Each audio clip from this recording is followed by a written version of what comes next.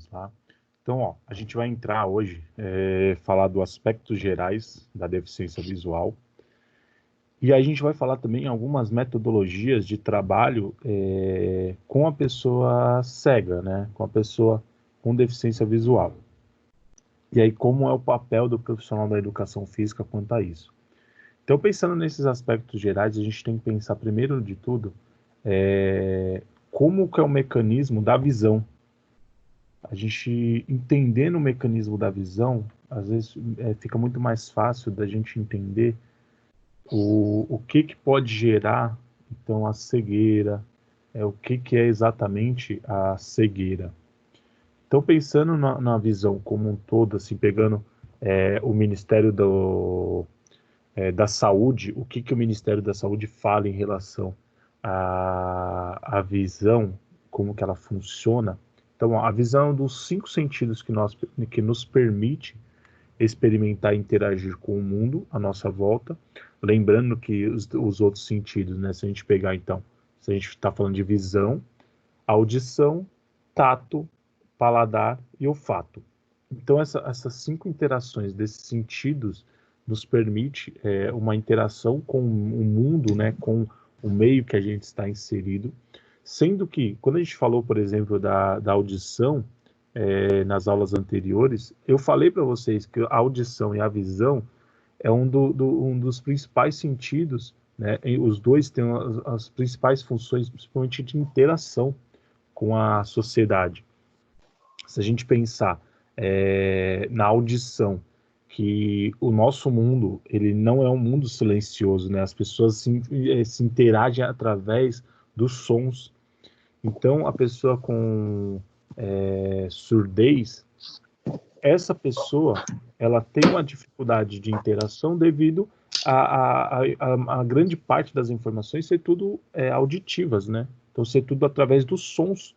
Então, se você pensar assim, o fato de ela atravessar a rua e ela usar a visão para ver se tem algum carro chegando, se algum veículo está chegando, porém, a audição vai permitir também, às vezes, a interação de certos cuidados, por exemplo, uma ambulância que está se aproximando, só que ela não é visível ao momento, porém, o som da sirene é perceptível. Só que como ela é uma pessoa surda, ela não vai captar isso. Então, para ela não vai ter essa interação, né, completa. Então, a gente já vê ali um problema que pode acontecer ali. Já no caso da visão, as informações, elas têm muito a percepção visual. Elas estão posicionadas. Se a gente pensar assim, um metrô, você vai pegar um metrô em São Paulo, e aí você precisa, às vezes, se orientar. Você precisa, às vezes, olhar um mapa. Se a pessoa não tem a visão, como ela vai ter essa interação com o mapa? Se as informações do mapa são totalmente visuais, a gente não tem orientação quanto, por exemplo, na parte auditiva, quanto a mapas, não tem essa orientação no metrô de São Paulo. Então, tem que existir um treinamento ali quanto às orientações para esse público, que vai permitir uma interação com o metrô de São Paulo, vai permitir uma orientação, uma interação de deslocamento entre a cidade, né? Então, a gente, assim como a audição capta estímulos no mundo exterior e no nível cerebral, permite organizar informações trazidas por outros órgãos dos sentidos, diferenciando-se dos outros sentidos. A visão é uma habilidade que se aprende, não é inata, porém, esse aprendizado não é um processo consciente e se desenvolve logo nos primeiros anos de vida.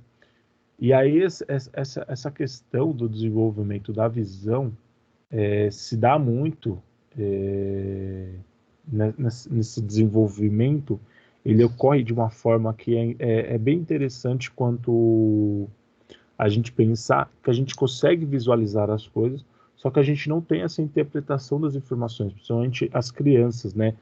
Nas primeiras faixas etárias, então nas primeiras faixas etárias da infância, que é de 0 a 2, de 2 a 4, elas ainda têm a visualização das informações que elas vão interpretando, e essas interpretações dependem muito da influência do meio externo, então da interação com o meio externo, para elas entenderem muitas vezes o que eles estão enxergando, né? Então, atualmente, estima-se que a cegueira afete 39 milhões de pessoas em todo o mundo e que 246 milhões sofram de perda moderada ou severa da visão. Então, esses são os dados da OMS, né, da Organização Mundial de Saúde, do ano passado, esses dados.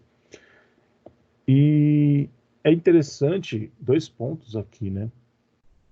Que é a perda moderada ou perda severa. Então, assim como na audição, você tem graus de perda auditiva, existe também isso dentro da visão, esses graus de perda, e aí a gente calcula isso só que de formas bem diferentes, né, da visão, só que a gente tem um cálculo quanto a isso. E tem as pessoas que têm perda, por exemplo, severa, só que ainda elas têm alguma percepção visual. Elas têm uma perda severa, mas ainda tem os graus de perda severa, igual acontece com a surdez, né? Então, primeiro de tudo, a gente tem que entender como funciona a estrutura do olho, né? Para a gente entender o que é essa estrutura e o que ela faz a captação exatamente de informação.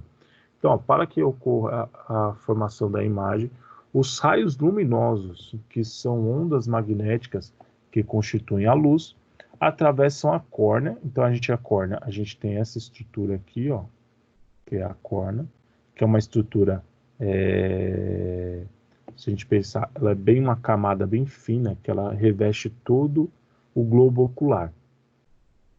Então, aqui é a córnea. Deixa eu ver, eu parei aqui. Atravessa a córnea, ou o humor aquoso, né? Então, o humor aquoso, ele está aqui, ó, nessa região. Que ele vai atravessar, então, a córnea, o humor aquoso, o cristalino. Então, o cristalino já é essa região. Então, tá vendo que tem a parte aberta aqui, ó, entre a íris, tem uma partezinha aberta, que é essa região do cristalino, que vai fazer a captação. O humor vitreu, esse humor vítreo, que é essa região, e ele vai ser transferido até a região posterior, né, até a região no fundo dos olhos, vamos dizer assim, atingindo a retina. E aí a informação é toda captada, né? Todas essas estruturas fazem parte dos olhos, principalmente órgãos do sentido da visão. E aí a gente pensa aqui, ó. Então, o mecanismo da visão pode ser facilmente compreendido comparando um sistema da câmera fotográfica analógica. E aí é uma comparação que eu acho que é bem interessante, que é assim, considerado o globo ocular como a câmera, o cristalino seria comparado à objetiva. A objetiva, quando a gente fala dentro da fotografia, o que é a objetiva? É a lente da câmera. Então, é uma câmera analógica, a lente é removível. Existem as câmeras digitais com essa função da lente removível, né?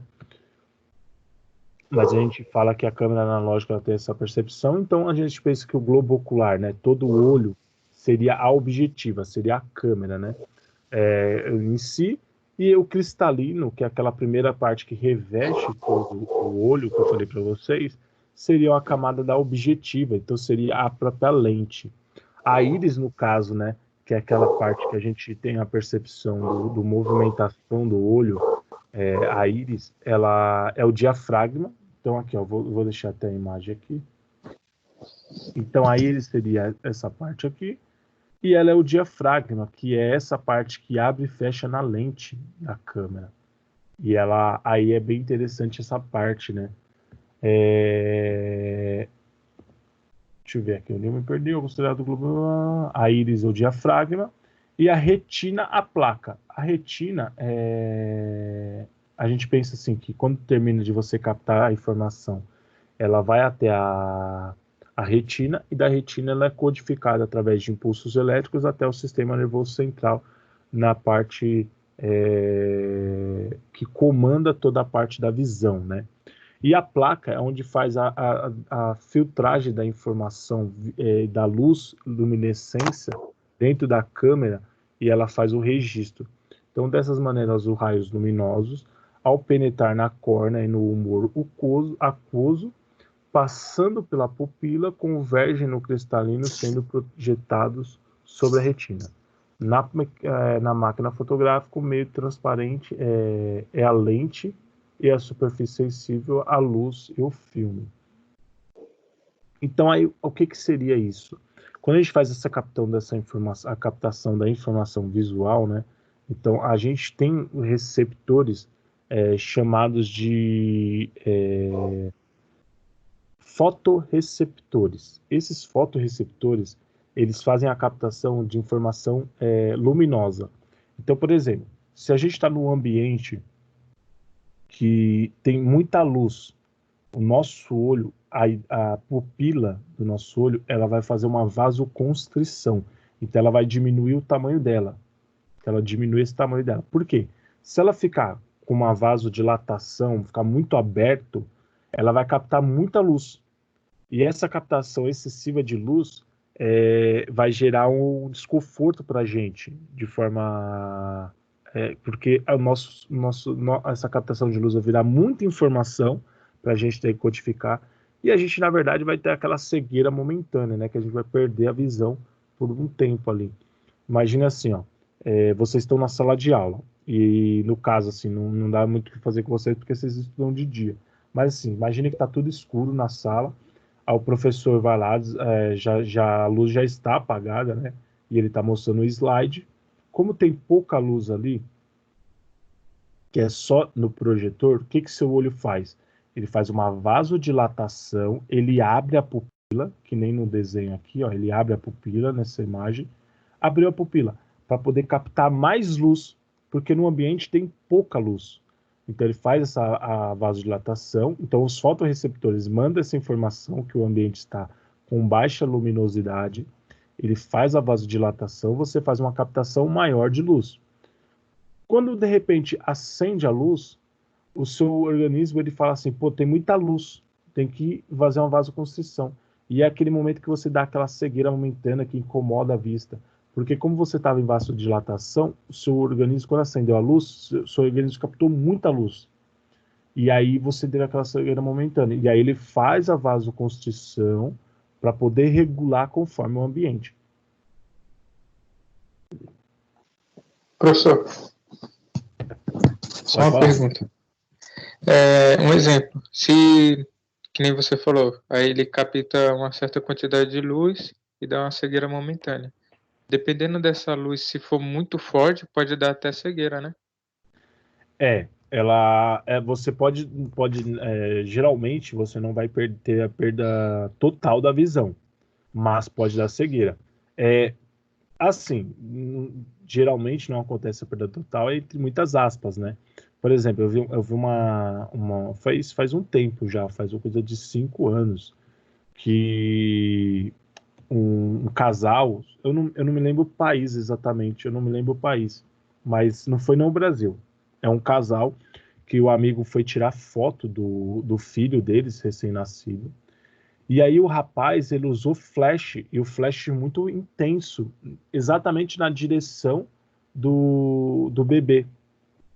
O bebê estava acordado, estava olhando tudo para a câmera, e ele fez exatamente olhando na direção do bebê.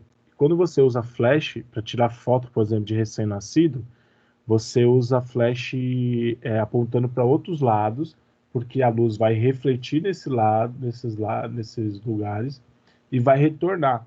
E aí ele retorna de forma mais suave, né? Se você olhar diretamente para o flash, sabe aquela coisa de você tirar uma foto e você olhar diretamente para o flash que dá aquele incômodo na sua visão?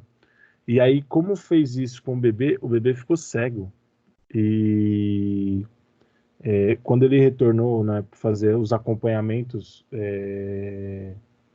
do médicos, aí os médicos começaram a perceber que o bebê, tiveram a percepção que tinha algo estranho com o bebê, e aí perceberam que o bebê estava cego. Então, olha como que é bem complicado isso, né? Por causa do flash da luz da câmera fotográfica, o bebê perdeu a visão.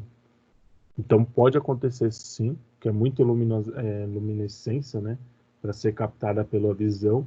E aí isso acaba afetando alguma estrutura do nosso encéfalo. Pense assim, ó. Não estou falando exatamente que aconteceu isso, mas pense assim. Sabe quando, se você deixar a roupa no sol, diretamente no sol, parece que a roupa não deu aquela queimada, que ela perde até o brilho da roupa. A luz, se você tem a absorção muito forte da luz, a gente fala que ela queima a córnea, né? Ela pode perder a propriedade da córnea por causa da luz, porque a luz ela gera calor. Então, esse calor excessivo pode afetar alguma região dessa estrutura ocular. Então, pode acontecer isso, tá bom? E aí pode acontecer de várias formas. Ou é muita luz para ser interpretada, ou é exatamente essa luz que acabou queimando, vamos dizer assim, né, a visão. E aí quando a gente vai pegar na cegueira, como tem uns graus, né? Isso a gente vai ver mais para frente. Mas como tem algum grau de perda visual ali do campo visual, acontece de ter pessoas que têm a perda da visão. Só que, por exemplo, se ela está num ambiente com baixa iluminação, bem baixa iluminação, ela consegue ter uma percepção um pouco de algumas coisas. Não que ela vai enxergar perfeitamente. Ela começa a ter, por exemplo, vultos. Ela começa a ver vultos, que é muito falado assim. Que ela começa a ver, por exemplo, pessoas, o vulto de uma pessoa se locomovendo. Talvez se essas pessoas estiverem andando devagar ou se movimentando devagar, ela consiga ter a percepção. Por isso que tem muito cego que usa óculos escuros para poder até filtrar a quantidade de luz, porque não é que ele perdeu totalmente a capacidade de luminescência. Ele perdeu a visão, mas ele tem a luminescência. E ele precisa usar óculos para filtrar aquela luz. Principalmente ele está andando de dia, se a luz é muito forte, a luz natural, né, que é a luz do sol, ela é muito forte. Então isso pode ter esse desconforto quanto a isso. E aí o nosso papel ali de ter essa percepção. No caso, assim, se a pessoa tem ela tem um resquício de luminosidade, o que nós podemos fazer para melhorar isso para ela? Por exemplo, melhorar a prática de atividade física para essa pessoa. Então, o que a gente pode usar disso, dessa visão ainda que ela tem de vultos, de algumas informações, o que a gente pode usar com isso dentro das nossas aulas, tá? Depois a gente vai ver um pouquinho mais para frente sobre esses resquícios visuais. Então, ó, se a gente pensar ainda novamente na câmera, né, a gente tem aqui a objetiva, que é a lente, que vai fazer a captação, o objeto está aqui, ela faz a visualização. Na câmera, ela faz essa troca cruzada que a gente fala, assim como no olho também faz essa informação cruzada. A gente faz essa troca das informações e aí a gente tem a captação pela retina aqui no final, que vai fragmentar a informação e vai transformar essa informação em impulso elétrico que vai ser levado até região específica no nosso encéfalo que vai fazer a captação. Então a gente fala que a pessoa, por exemplo, assim como na câmera, a gente faz a visualização da pessoa e ela é invertida na câmera. A gente fala muito isso. E aí ela tem essa informação invertida que ela é interpretada pelo encéfalo e a gente faz a decodificação dessa informação pela parte occipital, né, do nosso cérebro. Então aqui a luz, o cristalino faz a captação da luz, tem essa parte região então que vai fazer os fotorreceptores que eu falei para vocês. Os fotorreceptores estão aqui, a retina está atrás dos fotorreceptores, então ele faz a regulagem. E aí essas duas informações essa informação é transferida como impulsos elétricos pelo nervo óptico, chegando até a parte occipital do encéfalo. E aí é onde faz a decodificação da informação. Pensando mais específico em relação à deficiência visual, a deficiência visual surge no momento em que nossa capacidade de enxergar é comprometida, mesmo após tratamento ou correções ópticas convencionais. Então, por mais que a pessoa às vezes faça assim, ela fez uma cirurgia, ela fez algum tratamento, só que isso continuou perdendo essa visão, continuou perdendo, ou então ela teve uma redução dessa perda, porém ainda ela existe. Então aí a deficiência visual acontece daí. Então os graus de visão vão desde a visão total, né, os graus ali de percepção visual vão desde a visão total até a cegueira. Então, a gente vai ter esses dois ali, essas duas extremos, né? Então, a visão total, que a pessoa tem uma percepção visual total, ou então tem a cegueira, que ela teve essa perda de percepção visual. Ó, no extremo inferior estão as patologias. E aí, isso é um ponto que a gente tem que ter. Nós temos que ter um entendimento quanto a isso. Ó, como miopia, hipermetropia, estrabismo, astigmatismo, ambliopia, que apesar de afetar a funcionalidade da visão, não são consideradas deficiências visuais. Então, assim, por exemplo, no meu caso, eu tenho miopia e astigmatismo. Então, astigmatismo, por exemplo, a miopia é muito comum as pessoas entenderem porque uma grande parte da população tem miopia. Que a miopia é aquela dificuldade de você ter enxergar de coisas ou longe, né? Geralmente objetos longe, e ter aquela percepção exatamente bem apurada de informações de longa distância. Já astigmatismo, ela pode ser tanto perto como longe, a pessoa pode ter dificuldade, e aí depende, e ela está muito relacionada com a filtragem da luz. Então, muita luz ou pouca luz pode atrapalhar um pouco a visão dessa pessoa. E aí ela precisa de um... E aí precisa ter uma correção através, por exemplo, de um óculos, uma correção através de uma lente que vai permitir certas correções. No caso, eu uso óculos, né? Porque no caso do astigmatismo, no meu grau, não tem lente que seja positivo para isso. Tem alguns já, hoje em dia já tem astigmatismo, só que também eu não tenho muito esse conforto de usar uma lente, então, e é muito caro, então eu prefiro ter o meu óculos, que é mais tranquilo.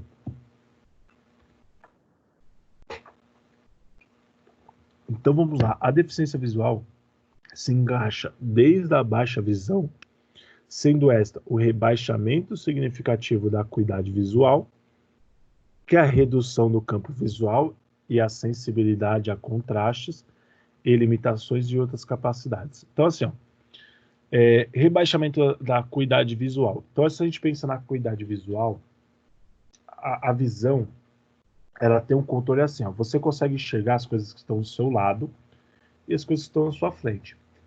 Se você olhar pelo canto do olho, tenta fazer esse teste assim, ó, por exemplo, põe a mão de vocês bem do lado. Tenta olhar pelo cantinho do olho e vocês talvez tenham a percepção que sua mão está ali. Mas você não consegue focar. Você não consegue focar essa informação que está ali. Você consegue perceber, mas você não consegue ter foco. O foco sempre a gente consegue ter na frente. Né? E aí a acuidade visual, a gente vai perdendo isso aqui, né, dos lados, a gente vai perdendo mais essa visão dos lados, vai conseguindo ter a visão mais só na frente, ou a gente vai perdendo a visão na frente e vai conseguindo ter a percepção dos lados. Então isso depende também do acometimento da pessoa. Não sei se vocês já perceberam. Às vezes uma pessoa que ela está com um objeto para ler, em vez de ela ler assim, de frente, ela lê assim, com a cabeça virada para o lado. Ela vê de lado. Porque ela tem a perda visual, ela tem a perda da acuidade visual, só que o fato, a perda dela é mais à frente. Então, ela olha de lado porque ela consegue ter uma percepção visual da informação. Isso é bem complexo, isso é bem complexo. Tem muita gente que fala assim, ela não está cega, ela tá brincando. Aí é bem complicado isso, é muito complicado. Então, assim, redução do campo visual, né? Sensibilidade a contrastes. E quando a gente fala sensibilidade a contrastes, então a gente tem sensibilidade à luminescência. Então, muita luz ou pouca luz tem uma sensibilidade a isso, principalmente a muita luz. E a pessoa precisa usar um óculos escuro para ter uma filtragem dessa luz. Limitações de outras capacidades, né? E até a cegueira total, sendo essa a perda total da capacidade de enxergar. Então, o que é a acuidade visual? A acuidade visual é o grau de aptidão do olho para discriminar os detalhes espaciais, ou seja, a capacidade de perceber a forma e o contorno dos objetos. Simplificando mais, seria o nível de nitidez com que o olho consegue enxergar. Então, a acuidade visual, se eu falei para vocês, por exemplo, a nossa acuidade visual é muito melhor à frente. Então, a gente consegue ter uma acuidade visual de percepção, de nitidez das informações à frente. Quando a gente vai abrindo esse campo visual, então a gente vai olhando mais para os lados, a gente tem uma percepção das informações, a gente tem uma acuidade visual das informações, porém a gente não tem uma nitidez tão boa, tão perfeita, que nem a gente tem à frente. Então, à frente a gente consegue focar a informação, porém, quando a gente olha para o lado, a gente vai perdendo esse foco e a gente não consegue ter essa acuidade visual tão apurada, tá bom? E o campo visual, que eu cheguei a mencionar, né, é a quantidade da área espacial percebida pelo olho. Então, o campo visual, ó, a gente tem esse campo visual aqui, ó. A gente consegue visualizar, deixa eu até um pouco mais para a câmera aqui para vocês enxergarem. Se a gente consegue visualizar bem para os lados, esse é o nosso campo visual. Conforme a nossa perda da visão, talvez a gente vai perdendo esse campo visual e vai ficando mais restrito, ou a gente perde esse campo visual à frente e vai diminuindo esse campo visual. E a gente consegue chegar mais dos lados. Tá bom? Então, o campo visual é tudo que a gente consegue perceber ali com a nossa visão, sem precisar movimentar a cabeça, tá bom? É só a cabeça parada e a gente tem esse campo visual.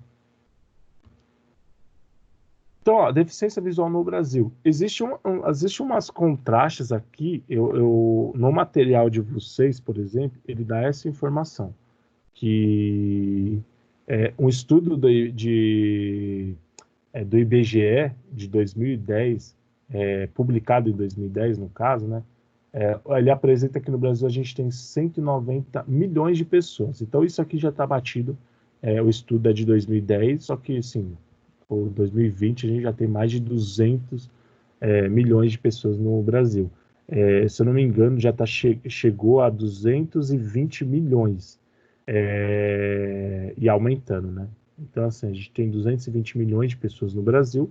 Isso, então, a gente já teve uma mudança bem grande de 30 milhões, que é muitas pessoas. E habitantes nos quais 35 milhões são classificados como deficiente visual. E aí que é um grande problema aqui.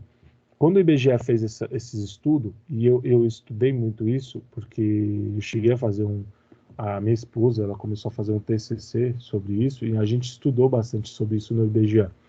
E existiam, são dados que já estão desatualizados, principalmente esses dados, porque eles estão falando de 35 milhões de pessoas com deficiência, só que as perguntas que eram feitas pela equipe do IBGE, elas acabavam classificando uma pessoa com deficiência, porque aí eles tinham a classificação de baixa visão e cegueira, só que eles acabavam classificando num geral como deficiente visual.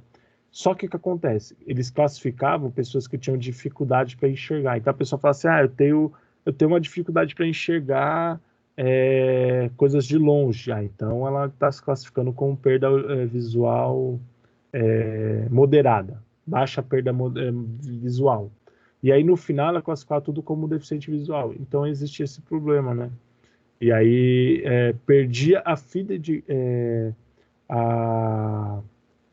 os dados não eram bem apurados, porque uma pessoa falar que tem perda visual, assim, eu não consigo ter dificuldade para enxergar, pode ser que ela tenha miopia. e aí o caso ela usar óculos. Então, ou ela não precisar, ela já usa óculos, né? E ela fala, eu tiro o óculos, eu não consigo enxergar nada. Entendeu? Então, assim, a cegueira, não adianta você usar óculos para fazer uma correção. Você não consegue fazer essa correção. Se você perder o campo visual, não vai ser um óculos que você vai colocar que você vai aumentar seu campo visual. Não, você perdeu isso. Talvez o óculos ele vai te ajudar a enxergar coisas mais longe, coisas mais perto. Por exemplo, pessoas que são... deixa eu lembrar o nome. Fugiu da cabeça. Eu vou lembrar, depois eu explico isso para vocês. Que aí entra muito nisso aqui da deficiência visual, sim. Tem um caso, depois eu vou lembrar, eu falo para você. Ó, sendo que, então, 6 milhões declararam que a relação da visão não consegue enxergar de modo algum. Ou seja, então, assim, esses 6 milhões, ele vai se enquadrar, sim, dentro da deficiência visual, né? Então, enquadra-se como pessoa com cegueira. Estão apresentando 3,44%, quase 3,5% da população brasileira nessa época. A questão, então, esses outros 35 milhões, né? Então, esses outros 29 milhões, na verdade, tirando então, esses 6 milhões, esses outros 29 milhões, talvez eles não enquadrem tão bem dentro dessa deficiência. E aí eu trouxe outros dados, né? Então, assim, ó, segundo o Tayano, que é o presidente do CBO, que é sobre a Confederação Brasileira de Oftalmologia, né? Os indicadores não são muito precisos, como a escassez de informações populacionais. Em várias regiões, não temos como determinar com segurança a prevalência no país. E aí tem outros dados do IBGE que foram publicados já, no caso, em 2008, né? E aí foi o mais recente, até então publicado, que é de 1.500.000 pessoas, de indivíduos, né, de pessoas, que sejam cegas. E aí as questões aqui que foram perguntadas, que foram relatadas, já com dados médicos, as pessoas apresentavam dados médicos, e aí já eram dados mais fidedignos. Então era o equivalente a 0,75% da população nacional. Em porcentagem, a gente olha como, não chega a nenhum por cento da população nacional é cega. Só que assim, se a gente pensa que é 1,5 milhão de pessoas, né? São muitas pessoas mesmo. Então, eles estão aí, eles precisam de interação, eles precisam como a gente pode dizer, eles precisam de acesso às informações, acesso às coisas, eles precisam de independência, e com a prática de atividade física, por exemplo, vai trazer isso para ele. E a gente tem que incentivar e estar preparado para receber esse público. Então a gente vai pensar o seguinte, ó. A classificação da deficiência visual por Murster e Almeida apontam que a existência de quadro de 4 categorias, né?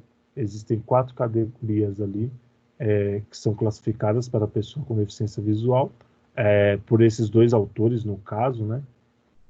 E confirmam que essas classificações podem sofrer alterações pelo comprometimento do sistema visual e suas respectivas finalidades. Oxi. Sim, tinha apagado. Então a classificação legal.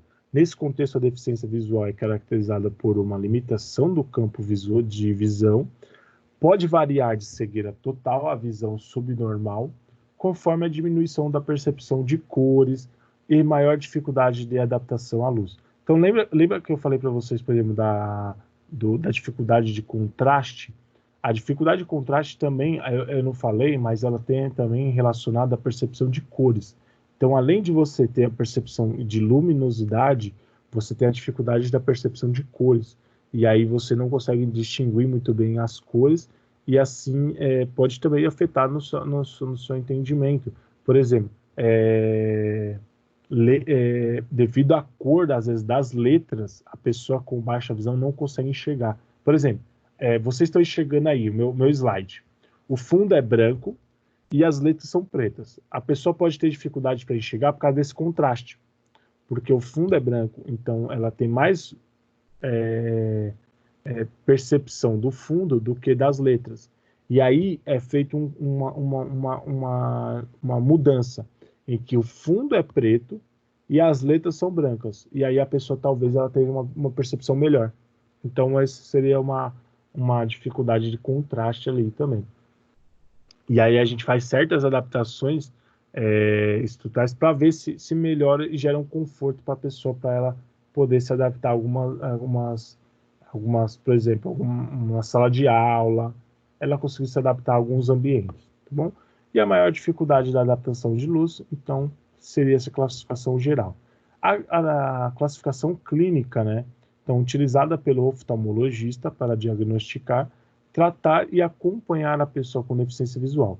É diagnosticada por meio de exames oftalmológicos e segue parâmetros internacionais de diagnóstico, e tratamento e acompanhamento médico.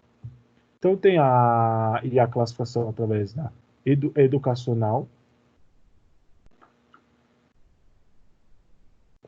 E essa classificação, na avaliação educacional, a situação considerada é a habilidade da leitura, procedimento em que a pessoa pode utilizar de recursos adaptados, como lupas, lentes e tecnologia assistiva. Aqui está assistida também, né? Tecnologia assistida ou tecnologia assistiva. Então, assim, ó, eu não sei se vocês já viram, como eu falei para vocês, que a pessoa às vezes pega um livro, por exemplo, e vira de lado para enxergar. Tem um professor na faculdade, por exemplo, que ele tem baixa visão. Então, ele tem perda visual, e aí ele olha o celular assim de lado, né? E ele faz isso, ele consegue enxergar, mas ele tem que colocar bem perto. E no caso, às vezes, por exemplo, uma lupa talvez poderia ajudá-lo a enxergar.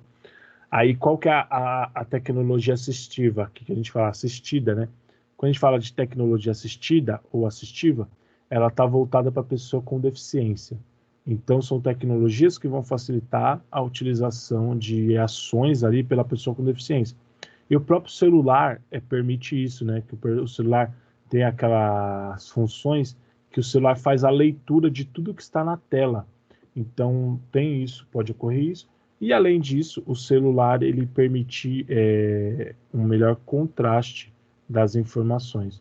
Então, o celular também ele é considerado hoje uma tecnologia assistiva também. E usar algumas lentes de correção talvez vão permitir melhor a acuidade visual, que ela pode usar no caso, e ser encaminhado para a leitura e escrita no sistema Braille. Então, aí começam a trabalhar com essa pessoa através do sistema Braille para que ela consiga ter uma interação de forma mais eficiente, né?